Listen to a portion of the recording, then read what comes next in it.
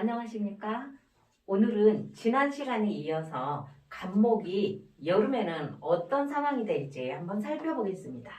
여름에는 이제 화가 왕해지니까 조후가 굉장히 시급하죠. 그리고 햇빛이 쨍쨍 나니까 목이 목생화를 잘할 수 있도록 늘 물이 있어야 되고요. 또 물이 끊기지 않도록 금이 옆에 있어주면 정말 감사하겠죠. 하지만 간목이 지나치게 왕하면 이제 경금으로 좀 제어를 해줘야 되고, 또 이럴 때 경금이 또 너무 많으면 정화로 경금을 또 제해주면 좋습니다.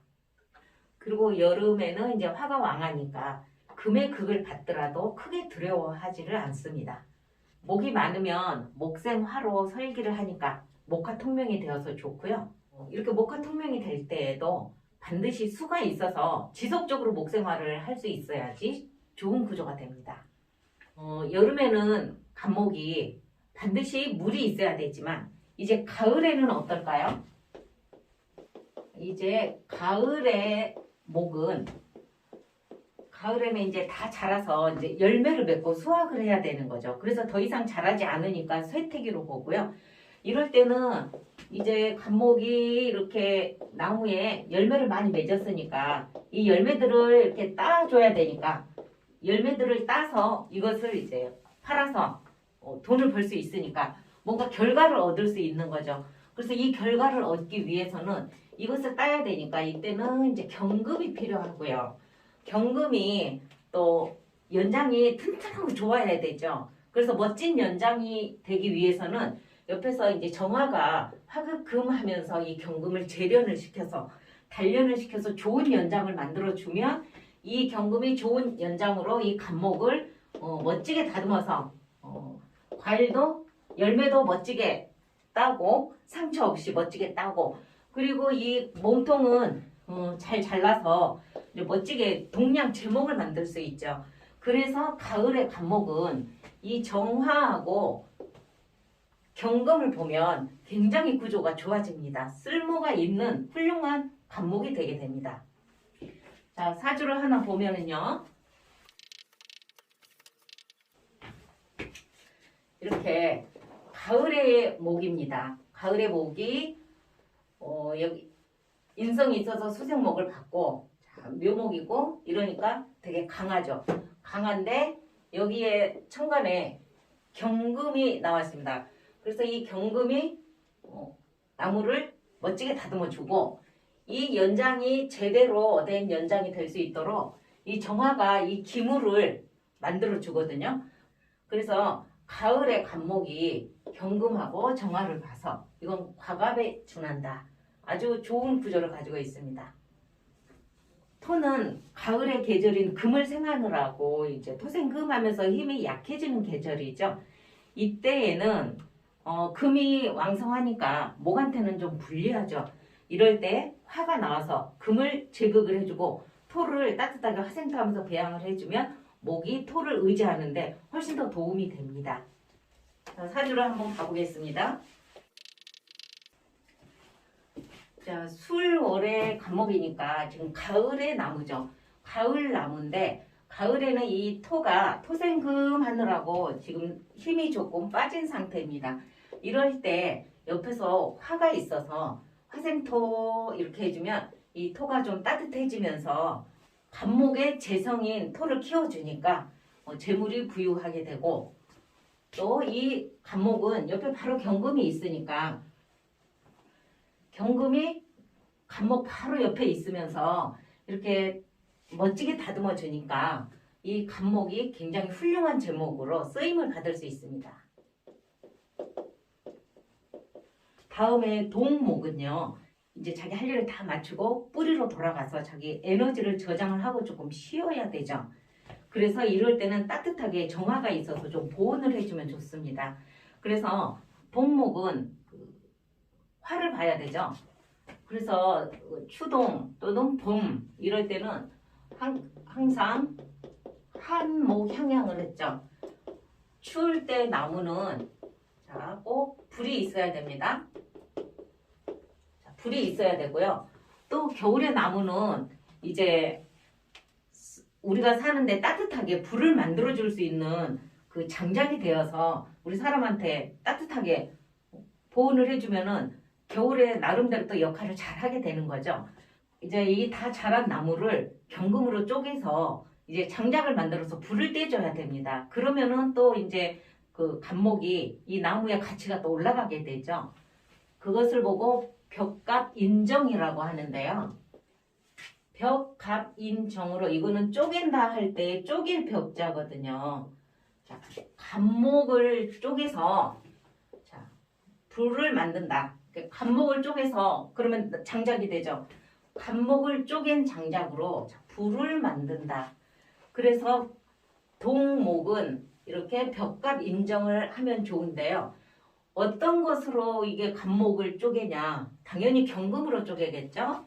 그래서 경금이 나와주고 정화가 있고 이러면은 이 간목을 벽갑 인정하기에 가장 좋은 환경이 됩니다. 자, 그러면 벽갑 인정되는 사주를 하나 보겠습니다. 자, 이것은 축월의 간목이니까 아주 춥지요.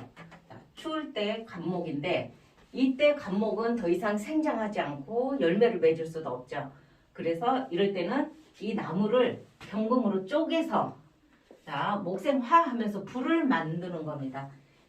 그러면 이제 목의 효용이 굉장히 높아지는 거죠. 그리고 임수가 왕하면 겨울에는 수가 왕하면 부목이 되거나 또 개수가 왕하면 이렇게 썩죠. 그래서 겨울의 수는 수생목을 사실상 하지 못하거든요. 꽁꽁 얼어있는 물이 수생목을 할 수 없으니까 이때는 이제 무토로 습기를 좀 제거를 해주던지 아니면 병화나 정화가 와서 이 얼은 물을 좀 녹여주면 미지근해지면 그래도 수생목을 할 수 있으니까 쓸모가 있게 되죠. 그 사주를 한번 보겠습니다. 자, 이것은 자월의 간목입니다. 그러니까 겨울에 나무니까 이 물은 지금 자월이면 꽁꽁 얼어있는 되게 추운 계절이죠. 그래서 이것은 수생목을 한다고 하지만 사실상 수생목이 어렵거든요. 그래서 동절기에 동수불능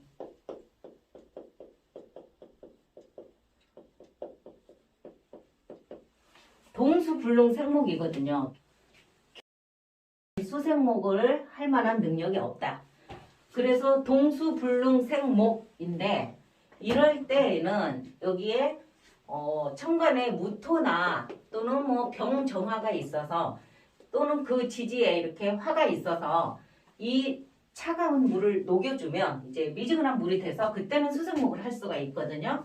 그래서 여기 이제 병화가 떠 있고 여기 정화도 떠 있고 옆에 오화도 있고 이래서 이 물이 좀 녹아져서 여기에서는 그래도 수생목을 웬만큼 할 수 있는 사주입니다. 그래서 겨울에는 그 화가 없고 또 무토도 없고 또는 지지에서는 미토나 술토 또 사오 자 이런 조토나 화가 없으면은 겨울에 이거 물은 수생목을 하기가 어렵다고 봅니다. 무늬만 있는 겁니다. 그러니까 인성은 있어도 제 역할을 정확하게 하지 못하는 거죠. 그러니까 사주는 딱 기본 원칙이 이렇다는 거지 사주가 54만 가지 각기 다 다르니까 다 똑같이 일반적으로 적용을 하기가 어려운 점이 있습니다. 그러니까 사주를 딱 펼쳐봤을 때 이렇게 특징적으로 보이는 것들 그것들을 이제 읽어주면 좋거든요. 자, 간단하게 간목을 정리를 해보면은요. 간목이 봄에는 목생화로 이제 꽃을 피워야 되니까 이때는 병화를 보는 게 가장 좋겠죠. 그래서 병화를 보면 가장 좋고 또 얘가 목생화를 끊임없이 잘 할 수 있도록 그 옆에 이제 개수가 있어주면 얘가 목마르지 않고 계속 목생화를 해서 태양을 봐서 성장 발전을 할 수 있으니까 좋은 구조가 되고요.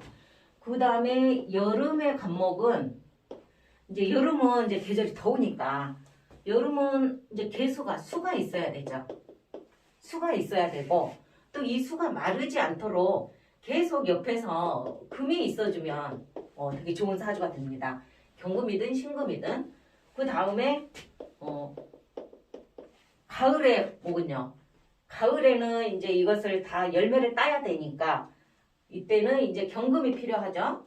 경금이 필요하고 경금이 똑바른 경금이 필요하니까 이때는 이제 좋은 기물을 만들기 위해서 정화가 있어서 화급금을 해서 얘를 연단을 시켜주면 좋고요. 또 이제 너무 여기가 마를 경우에는 또 웬만큼 또 수도 있어야 되고 그 조건과 환경에 따라서 다르니까. 그 다음에 겨울에 목은요. 겨울은 이제 춥고 나무가 할 일이 없으니까 그때는 이제 장작이 되어서 불을 피워주면 굉장히 좋은 역할을 하게 되죠. 그래서 겨울에는 경금이 있어야 되고 정화가 있어. 그리고 병화라도 있으면 좋죠. 그래서 겨울에는 이게 필요하고 가을에는 이게 있으면 좋고 여름에는 이거고 봄에는 이렇게 해서 간단하게 간목에 대해서 정리를 해보았습니다. 그럼 다음 시간에는 이제 이 간목이 다른 천간들을 만나면은 어떻게 작용을 하는지 그것도 간단히 한번 살펴보겠습니다.